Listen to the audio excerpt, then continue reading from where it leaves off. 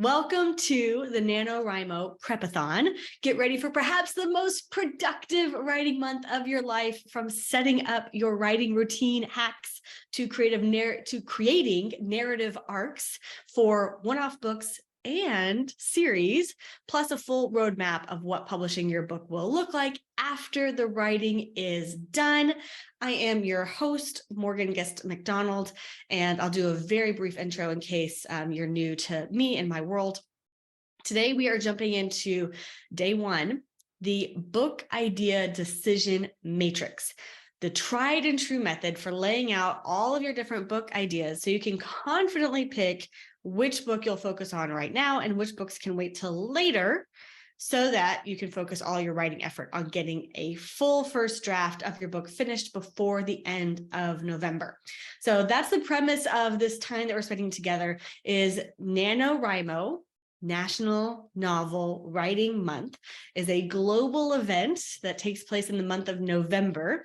And this is a chance for us to get our writing routines and our book ideas and our publishing overview all sort of a lot of our questions answered and writing bandwidth prepared for November, so we can make November an amazing month.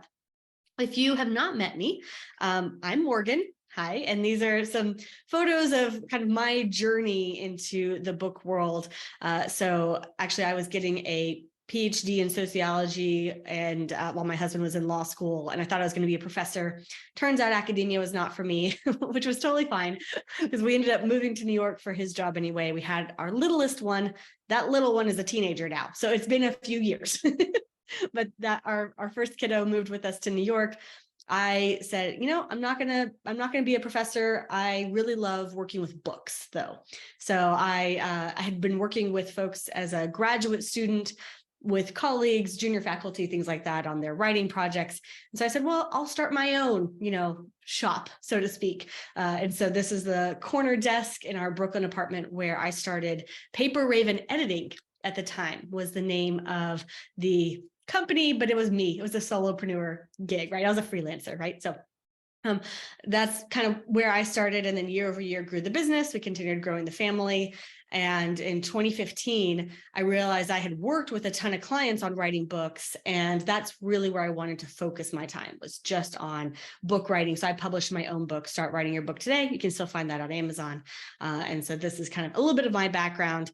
After I published my book, people said, can you help me publish my, after people saw me publishing my own book, they asked if I could help them with their books. Now at Paper Raven Books, years later, now we help authors to write, edit, publish, and launch their books successfully.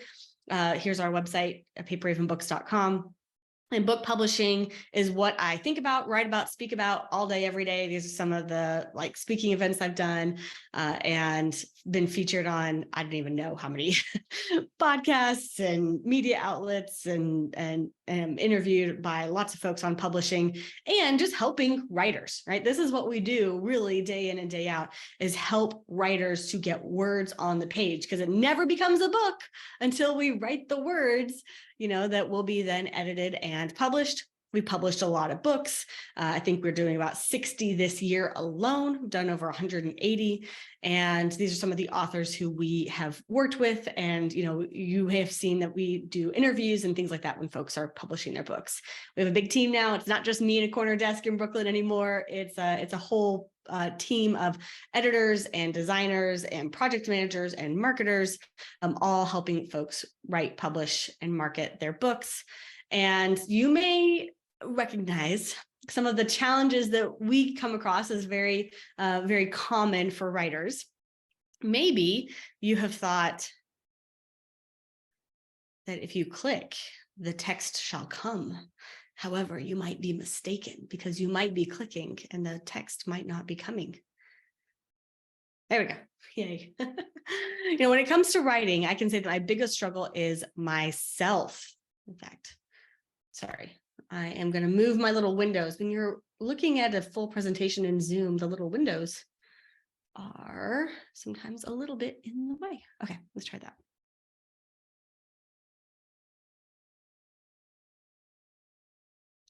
When it comes to writing, I can say that my biggest struggle is myself. I have and continue to have many projects open, but not in order enough to help keep me in order.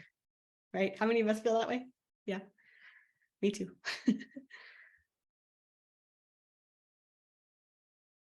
Interesting. I don't know why it's doing this. Well, this is going to be fun. All right. Getting started on a new book, deciding on a theme, and following through. I have so many creative ideas. It's hard to harness them and get them sorted out. Anyone? Anyone? Yeah, me too. I don't know why I keep starting over, but we're going to run with it.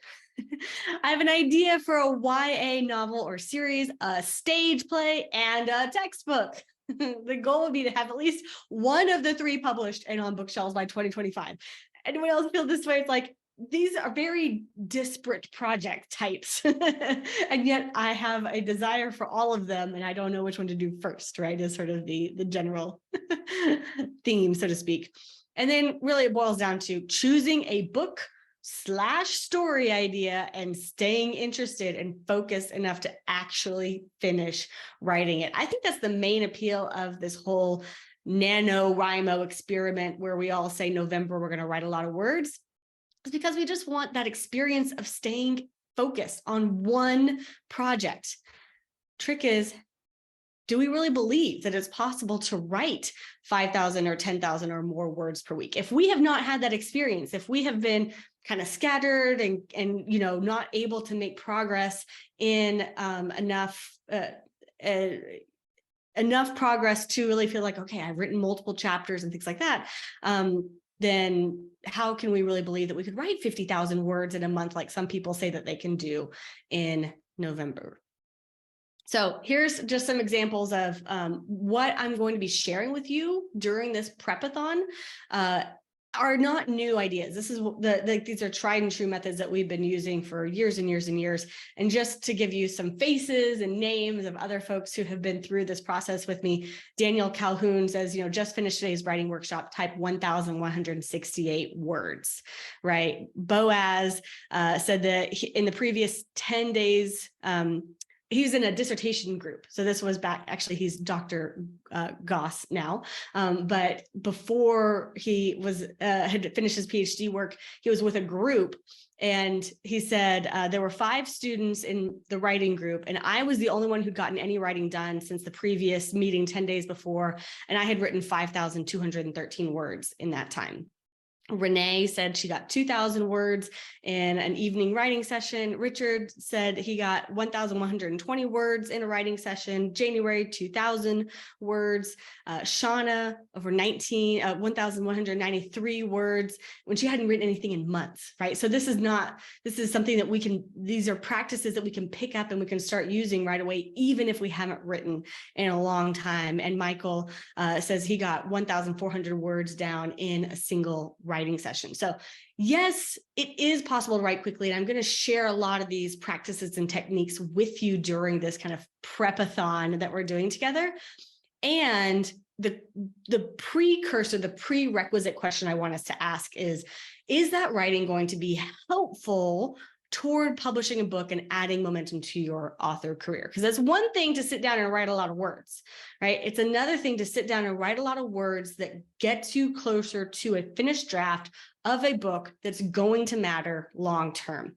So we're talking today about the one decision that makes everything else easier, which book to focus on and why, which is really critical. So the first thing I want to introduce you to is the book concept focus decision matrix. I probably put too many words in there. Really, it's just a decision matrix.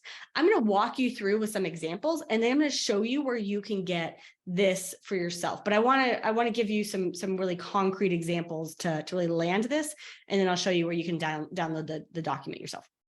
So for many of us, we might be coming in and thinking, okay, well, I know I want to write fiction, or I know I want to write memoir, or I know I want to write nonfiction. And we may not realize that it's not just what type of book it's going to be. It's also what purpose is that book going to serve in your author career? What is that book going to make possible for you as an author? So I would suggest there are 3 major pathways of long-term success as an author. One pathway is simply to write more books. you have, you're writing one of many books in a genre or topic or series that you want to continue writing in. So a second but different path to success is using a book to gather a movement. So you're actually just writing one book that's like a beacon to gather like-minded or like-hearted community around something that you really care about, that you want to see some sort of change of perspective, change of behavior around this kind of central idea. Or the third path to success, that's most common anyway, is to scale a model. So that one book opens up opportunities for merchandise, products, services, this business backend. So I'm going to share specific authors who I think exemplify each of these 9 sort of variations. There are going to be others, and it will be interesting to see if you come up with like different ones than me, or you have, some favorite authors who you follow. And you're like, oh yes, I see how their book might fit into this sort of pathway. Not to say that they are completely mutually exclusive, but you can see that there's usually a predominant theme here. So writing more books in fiction. I think Mark Dawson is a great example of an author who writes a lot of books that are fiction, and that's his main gig, right? So let me actually, oops, it's this other window. I think we're going to try to do it this way. Let's try to do it this way.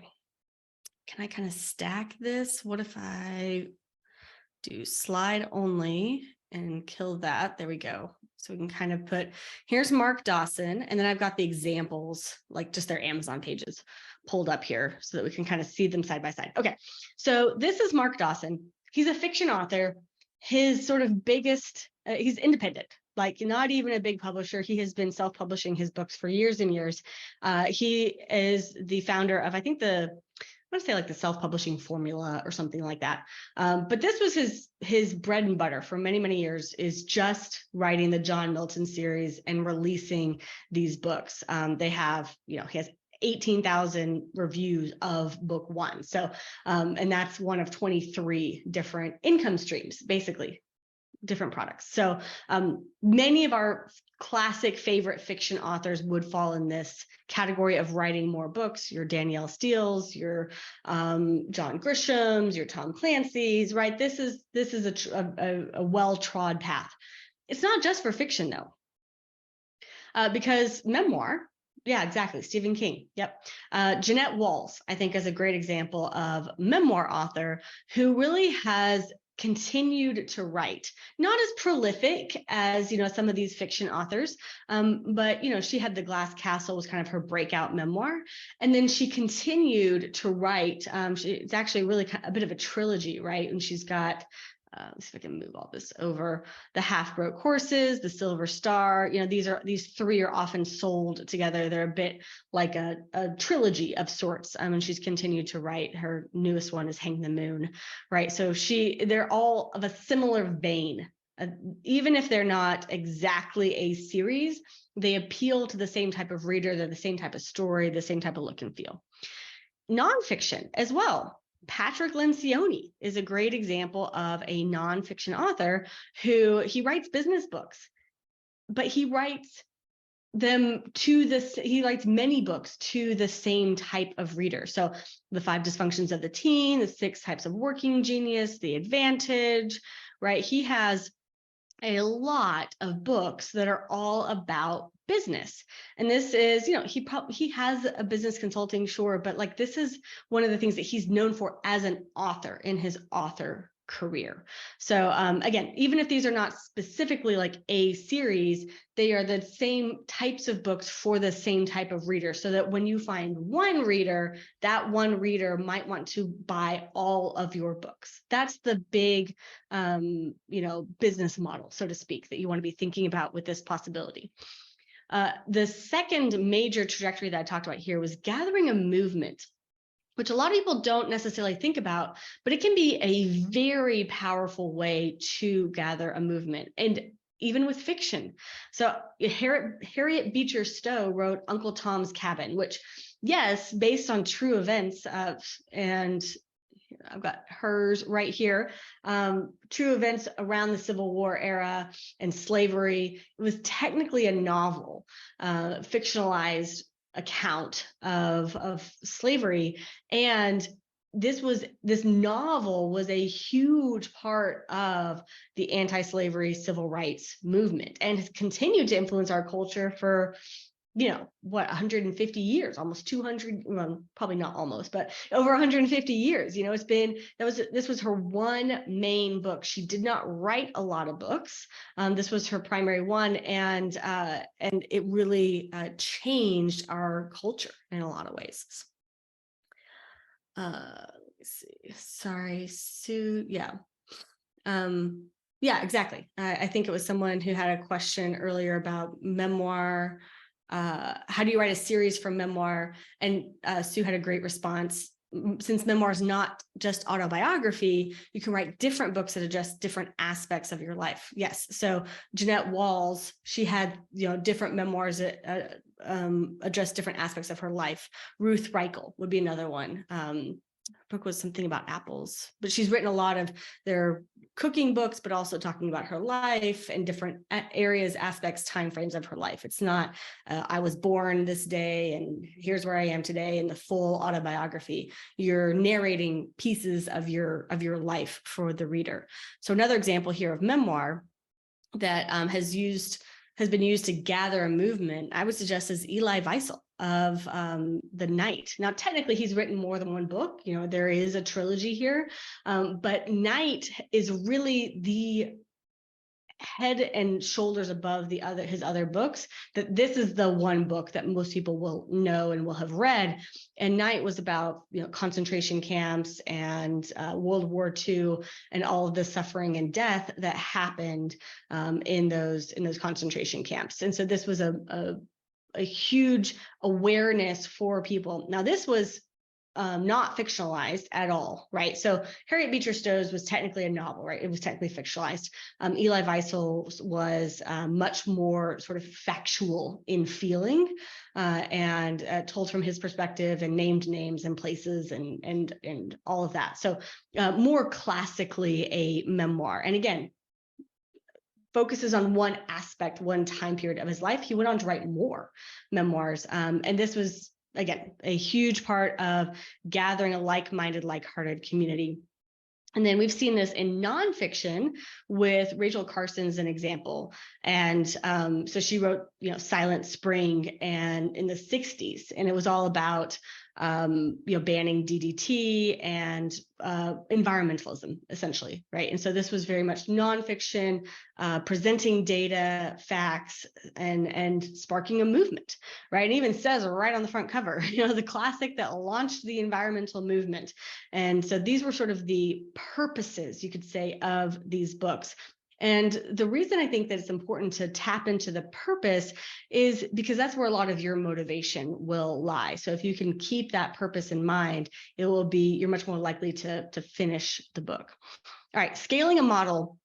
I'll run through these a little bit more quickly because I think for the purposes of NaNoWriMo, a lot of us are not necessarily planning to scale up a business. We'll see. Andy Weir, I think, is an interesting example. He probably didn't mean to start a business, but he did write The Martian, a novel which has since become a movie and merchandise and all sorts of other things, right? So there are times in which fiction can become a business model where you have not just the book, but there might be movie or TV or merchandise or events that kind of come along with the novel itself. And so we've seen that occasionally.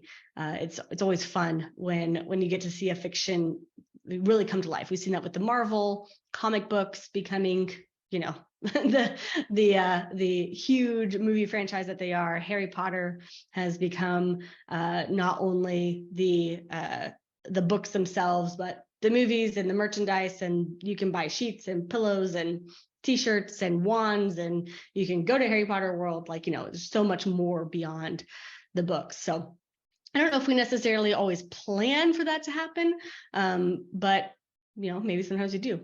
Disney, for instance. Memoir. So Glennon Doyle is an interesting example of this. Glennon Doyle wrote Carry On Warrior, The Power of Embracing Your Messy, Beautiful Life. And what most people don't realize is that she actually had a whole website, community, blog before that book even came out. Much of that book was based on her blog writings, and she has been growing this business off of her own life, essentially. And so she does events and has paid communities and things like that. There's a whole business model behind just more than just the book sales themselves. And then, of course, nonfiction, this is very classic. I think Tony Robbins is, a great example. He wrote Unlimited Power in 1987. And he really didn't write many more books than that for a while. This was when he wrote a couple of books in the 80s, but really what Tony has been doing is growing his business. So he is a coach, basically, one of the first peak performance coaches, and he has these huge events. Some of them recently they've been virtual. He had a little video playing. I didn't want to see if I can get to where you can see his huge virtual events now. He's like standing in front of here we go. There's Tony like in front of a huge stage of people. And then he does the virtual ones now too. I don't know if they're going to show any pictures of them. But yeah, people pay for the events, they pay for the coaching, they pay for the programs, things like that. So the reason I wanted to bring this up for us to think about right at the very beginning is just to help us to get centered on, okay, yes, I want to write a book. And what do I hope this book makes possible once it's published? Is it making possible, the ability for me to continue writing in this series or topic or genre? Because I just want to keep writing this type of book. Am I using this book more to gather a movement of like-minded people? Or am I using this one book usually to scale a much bigger business? So let me show you where to find that. And I'm going to suggest that you print out this resource I'm going to give you, or load it on your computer, whatever you want to do, and just write your book's name. Like if you have more than one book, you might have more than one of these boxes filled in. You might have a fiction that you want to use to, write many more books. You might have a memoir that you want to use to gather a movement. You might have a nonfiction that you want to scale a model. So those are probably the most typical ones, but maybe you have some other ideas. So let me show you where you can get a copy of this. So if you go to, and actually I'll type it in the chat too. Oh, it was a duplicate. That's okay. At least it's clickable.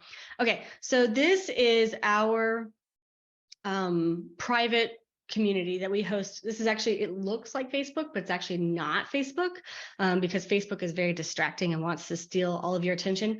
So we wanted to create a private community where when you come to this space, it's all about writing and authors and books and nothing else. And you're not going to be pulled away by other advertising or things like that. So this area right here is open to the public, meaning this is something that we want to make available to any and all writers. And you would notice in our upcoming live events, it does have information on the NaNoWriMo that we are doing now and the NaNoWriMo Prep-A-Thon. And then right underneath those is going to be the resources. Okay, well, I can talk us through at a high level. I want to be able to share my screen. However, if you were looking at my screen, you would see this smattering of windows that are in this very odd, laggy state. So I will simply talk us through it at a high level. So there is, thank you. So there are two documents that you will see when you go to that link. One document is that decision matrix that we just went through together. There is a blank version, so you can print it out or put it on your hard drive and, just use that to guide your and clarify your intentions for the book. The second document is what we call the book concept brief. Now, this is a document that basically we've developed and just iterated on over like 15 years. I mean, I was using this way back in the day. Thank you, Casey. We can always blame Zoom. It's easy to blame the technology. And so these are a series of questions that I will always ask a new writer that we're working with. And this is something that our book coaching team has continued to refine over the years. And I'm going to walk you through some of these questions. And the first thing that I like to do when we're clarifying a book project is I'll say, okay, when you think of this book idea, what shorthand name should we give it, right? Because there's a funny thing that when we start talking about a new book idea, we explain it and it takes us 20 seconds to explain which book we're going to be writing. And it just takes too long. So if we've got multiple book ideas, we need to say, the pirate book, the memoir of when I was in my teenage years, my teenage memoir, would be a shorthand version, or my weight loss book. If I'm a fitness coach, my fitness and weight loss book, whatever it is. So give it a shorthand name so that you can, when you're putting together different files or notes, it's very easy to categorize. It's one of those things that people overlook and it doesn't seem that important, but it does help you to crystallize and clarify which project am I speaking about. All right. Which of the following fits the main purpose of the book, especially thinking about what your reader is going to get out of the book? So I suggest that there are typically 4 things that a reader wants to get out of a book. Number 1, I want to tell my reader a story that captivates their imagination, like a good novel. Number 2, I want to tell the reader about my life or a portion of my life, which we've already talked about. This is like a memoir that covers just one aspect of your life. And I hope it provides them some hope, encouragement, inspiration, direction in their lives. Number 3, I want to relay some knowledge and ideas that I've discovered that I believe will change their lives and maybe even my industry or our society. Now, what you'll notice is those 3, the first 3, actually correspond with that matrix, right? Captivates their imagination. Usually there's more than one book. Tell my reader about my life and provide direction, inspiration, encouragement, movement. You're starting a movement. Number 3, relay some knowledge that changes people's lives, industry, society. A lot of times that's, the bigger back end that you're speaking of. The 4th option is I want them to experience something else, which I'll describe below. So we need to know if the book doesn't fit any of those desires. For instance, I was just talking with someone who I, connected with 20 years ago, and she called me up and she said, "Hey, Morgan, I have this really cool idea for our coffee table book. We're going to go to these historic bars and take pictures of these bars and tell their stories, across the US." I'm like, that's really cool. I asked her, is it like a novel capturing imagination? Is it to inspire people, or is it to, relay information that's going to change society? And she's like, no, it's a cool coffee table book that might be sold at furniture design stores. Okay, amazing. Like that gives you some clarification. You're going to have a different path to market, right? Okay. The second page in that document. So again, I apologize that I'm not screen sharing. It's just simply that my screen has completely spazzed out and it's not very helpful. So I'm talking you through it. The document is there in that private author space. I'm going to make sure you get the link to it and you'll be able to print it out and go through it as well. So this, on page 2 of this document, the question is, who do you envision your intended reader to be? Now, again, this is going to be very important no matter what type of book we're writing, because we need to know, for instance, is it for a younger audience, like middle grade teenagers? We actually do need to decide that up front to some extent, especially because Amazon's categories and many other bookstores categories are now changing to where if you are in the young adult categories, your book cannot be in the main adult literature and fiction categories. They are completely separating the inventory so that there is young adult and exclusively young adult, and then there is adult, sort of more classic literature and fiction categories. So we need to be really clear from the beginning. And of course, if it's young adult, we're probably going to minimize the cussing and the violence and the sex, right? Like that's going to influence the type of book that we're going to be writing. If it's more for an audience, an adult audience, we're probably going to have more complicated relationships and dynamics and emotions, and we're going to let people be angry and violent and, and those sorts of things. So these are really important to think about from the very beginning. It will influence the type of characters that you're writing, the type of style. Is it a more complicated style? Is it a simpler style? And so have that type of reader in your mind. And even more narrow, like if you're writing, action adventure, is it for readers who really want like the nitty gritty, dirty, like, brawl and terrorists and, like very adult graphic? Or is it someone who wants action adventure like Indiana Jones, lighthearted and fun and, a few daring moments here and there, but not too graphic, right? So have that kind of person in mind, even write them out, describe them. What do they want out of a book like yours? The third page in this document, which I am not sharing, however, we are linking to, which of the following fits the structures that you're thinking about for this book? I'm thinking of a traditional narrative structure that you would find in most novels, a character or multiple characters' point of view, dialogue or scenes. I'm thinking of a traditional structure that you find in most memoirs, telling the story from my perspective when events are happening, maybe with some asides or insights from my present day self. Number 3, I'm thinking of a traditional structure that you would find in most nonfiction books, some stories like my own stories or client stories, helpful information, frameworks, so that people can have takeaways from the book. Or 4th, I'm thinking of something a little innovative, bringing in music or photos or artwork or something else that will take some extra figuring it out.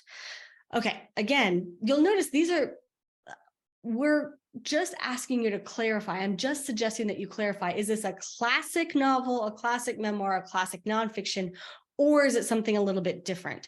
And the reason is because many times when I speak with authors, they want to do something unusual and it's pretty tricky to figure out. And it's also pretty tricky to figure out the market. So I would tend to, especially with our early books that we're writing, I would say go with some tried and true, follow in the path of what has worked well. If you're writing a novel, for the most part, stick with the structure that you see in other novels in your space. You can be creative in a lot of ways, but we don't have to reinvent the book, right? The whole book experience, right? So think a little bit about how it might be structured. This would be a good time to sort of say, I want it to be a traditional novel structure, and I want 3 main characters. There's going to be 3 points of view. There's going to be her point of view, his point of view, and the villain's point of view, for instance. So start to think through those things ahead of time, because it will help when we get to our narrative arcs that we're going to be talking about here in a couple of days. All right, I believe we're on the 4th page. Oh, I see Susan's question. Oh, and Providence as well. Okay, awesome. Thanks, Casey. Providence said different views or the same view create an entirely different novel. Yeah, I mean, it's true that simply you can have the same series of events in a novel. If you tell it from the protagonist's point of view, it will be different than the villain's point of view or the antagonist's point of view.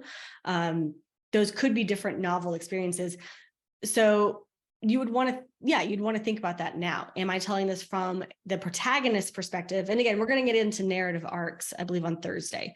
So we'll be able to talk about, this would be a narrative arc from a protagonist's perspective. This could be a different narrative arc from the antagonist's perspective. And those would create different novel experiences. Susan, what's the best audience for a memoir about disability? I want younger people to have hope from it too. Yeah. So Susan, I mean, that's very important for you to be thinking about now. You don't have to have it perfectly nailed in. You're not writing it in stone or concrete, but it would be good to start with an audience in mind. If you're writing it for younger people, then you're going to focus your tone, your style is going to be one of hope and encouragement throughout. So, which is probably going to be like, this was a really difficult, moment in my life, and here's how I overcame it, and here's how you can overcome it too. I would suggest that would be pretty different than a memoir that's supposed to spark political change, for instance. Like if you were writing about a disability memoir and you really wanted, more accessibility for, I don't know, the written word, for instance. You wanted for people who had certain disabilities that maybe aren't able to access websites and books and some of these things, and you wanted to spark political action, you would write that book pretty differently, right? It'd be a little bit more like, this was a really difficult season for me. No one was helpful. Here's what we should do differently, as a society, because those are different audiences. You might have the same memories that you want to share, but your tone and your style is going to be pretty different if you're writing for young people who you want to encourage versus like a political activist's memoir. So I have no idea, Susan, whether that specifically applies to your book, but I just wanted to use that to show you that who you're writing for will influence the style and the tone of the book. Okay, I think we're on page, I don't know if it's 3 or 4. I kind of lost count, but it's the page that starts with this prompt. Imagine something for a moment. Imagine your book is out, it's written, it's published, it's actually being really well received. People are buying and reading your book. People are spreading the word about your book. Your book's being reviewed by all the people who you would love to review or even endorse your book. Which of the following best fits what you're most excited about making your book possible for you? Option number 1, I'm just excited about writing more books. I have ideas for a sequel or a series or even another book that's along the same topic or genre. I can't wait to write the next book. Number 2, I'm most excited about hearing from readers about how much my story has helped change their lives. I've struggled and learned so much. I want others to know that they're not alone and that there's hope. If I could talk to them, maybe from stage or in a small group, I would love to have a direct impact on someone's life.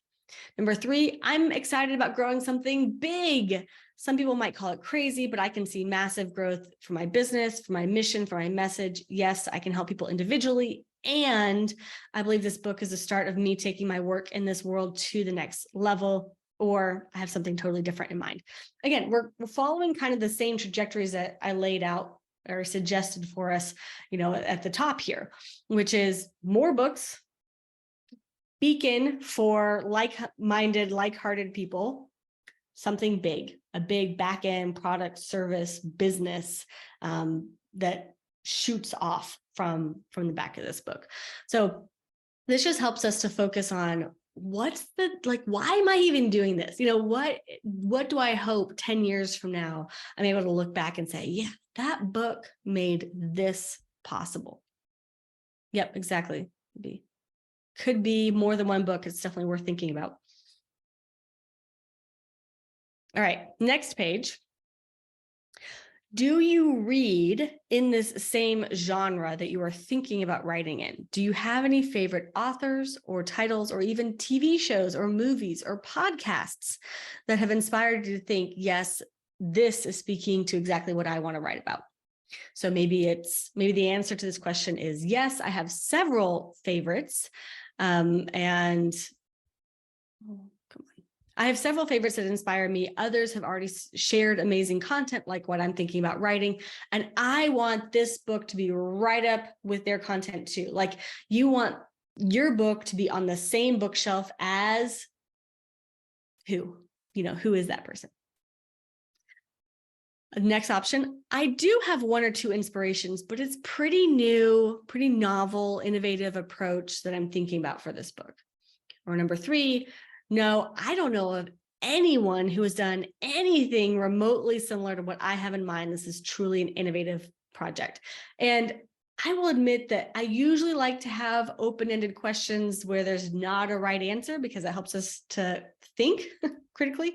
I will have a warning, a pretty strong warning for us here.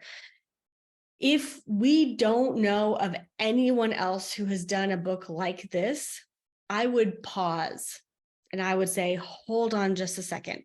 Let's really think about this book project, because it is quite difficult to bring to market a product that no one has ever successfully sold before. There's no comparable titles to reference. There's no stores that we can go out to and say, hey, you sold a whole bunch of Mark Dawson books. Your people are going to love my books because my books like Mark Dawson. If we can't compare our books to another book that's in the market and selling, it's going to be pretty tricky to figure out how to find those readers. Now, not to say it can't be done. We just might have to be a lot more creative. So like I mentioned earlier, the person who called me up and who said, hey, Morgan, I want to do this coffee table book with photos of historic bars. I said, that's amazing. You're probably actually not going to get your best sales on Amazon or Barnes & Noble. You would get a lot more sales if you actually got the bars themselves to help sell the book, right? Obviously, people who are going to these bars are interested in these bars. They might buy a book, or furniture design places, or, so we started talking about other markets because it's a different and innovative type of book. The easier path, if we have some authors who we know have written books like this, we can just go to where their books have been bought and sold and featured and endorsed, and we can kind of get our books in front of those readers. It's much easier. It's just much easier. So I just want to say that sort of out loud, that it's always easiest to bring a book to bring a product, any product to market when there are other products that have been selling well and are similar. So I would suggest that, maybe it's worth, if you're like, whoa, Morgan, I'm not sure. Like, maybe there are some folks who've written a book like this, maybe not. This would be an amazing time to go look on Amazon, look in your local bookstore, and see if you can find some people who've written a book like this. It's not going to be the same. Every book is different and unique. But if you could find someone who writes similar to what you want to write, this could be a really great time to do that. All right, so that is our last page here. Oh, have I been screen sharing? Maybe I have. How do I stop the screen share? Or maybe, well, actually, I have no idea if I'm screen sharing. Let me pull up the keynote just in case. I so apologize, guys. I'm restarting everything before tomorrow. I'm going to restart my computer. I'm going to restart Zoom. I'm going to restart all the things. Okay. Thank you, Shay. I've not been screen sharing. Okay. That's totally fine. You guys, I will make sure you guys have the link to that document to download it. So this is the prereq work to getting really clear on which book am I going to focus on at this very moment. You can write as many books as you want.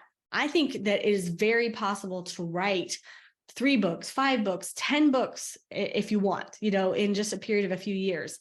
And you will write them faster if you write them one at a time, especially in the first draft phase, because the first draft is when we're pulling ideas out of our head and typing them or writing them onto paper. And that creative process, it takes a lot of cognitive ability, right? And so if we are dispersing that among all these different projects, it's like, it would be the same as if you lined up a bunch of soccer balls in front of you and you kicked one soccer ball at a time. You're not going to get very close to the goal that's all the way at the end of the field. Much easier to pick a soccer ball and kick it all the way into the goal, run back, and then finish the others, right?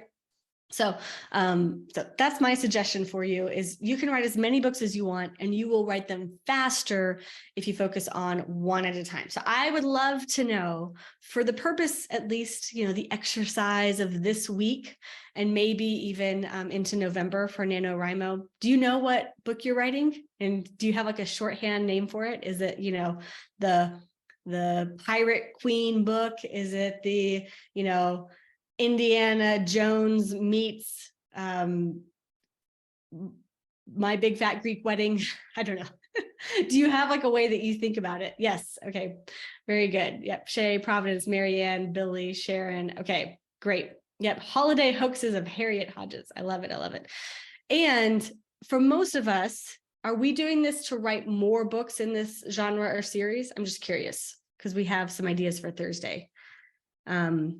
Or are you considering this more of a one-off book, a standalone series or standalone? Or it doesn't have to be series, but like more than one in this genre or standalone. Okay, cool. We've got a bit of a mix. All right, so for Thursday specifically, because we're going to be doing narrative arcs, we'll talk about both if you want it to be just for the one book, or if you want to pull it out into a series.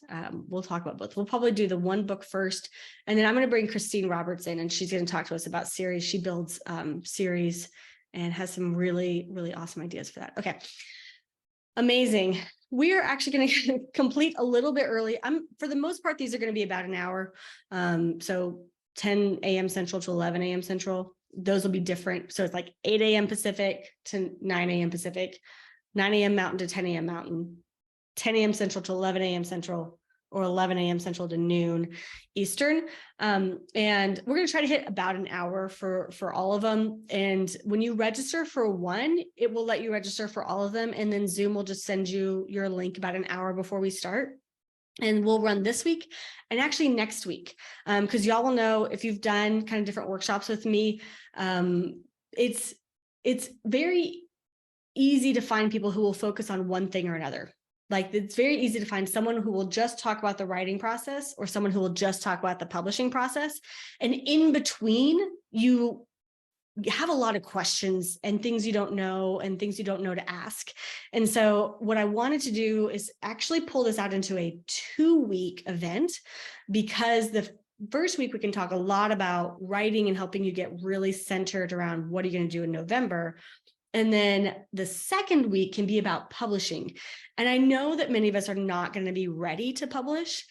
And sometimes it's those questions that circle around in the back of our mind, like, oh my gosh, well, how's this going to work? And what about ISBNs and publishing accounts and, covers and interiors and titles and so many things, right? And so what I want to do next week is just give you an overview of this publishing process. We have a big checklist, 15-page checklist. And not that I'm going to detail on every single item, but I want to give you kind of the overview so that you can settle a lot of those questions around what it's going to be like to publish your book, so that as we're getting toward the end of October, you're going to be like, right, I'm ready. I feel good. I'm ready to write in November. So I hope that sounds like a helpful plan for you guys. I'm going to do my best to close us out this morning, complete us, and we'll be back in this same Zoom room tomorrow with everything restarted and refreshed and working properly, I believe. And thank you so much for your patience with me this morning. Tomorrow, we are talking about power writing sessions. Yes, thank you. So this is one of the things that I am most passionate about for writers is we don't have a lot of time. None of us do. We're all writing on the margins of life, whether we are a brand new author and this is our first book or our second book, and we're not we're not making a full-time income from writing. All of us are going to be juggling jobs or family or community or trips or whatever it is. We're going to be writing the margins of life.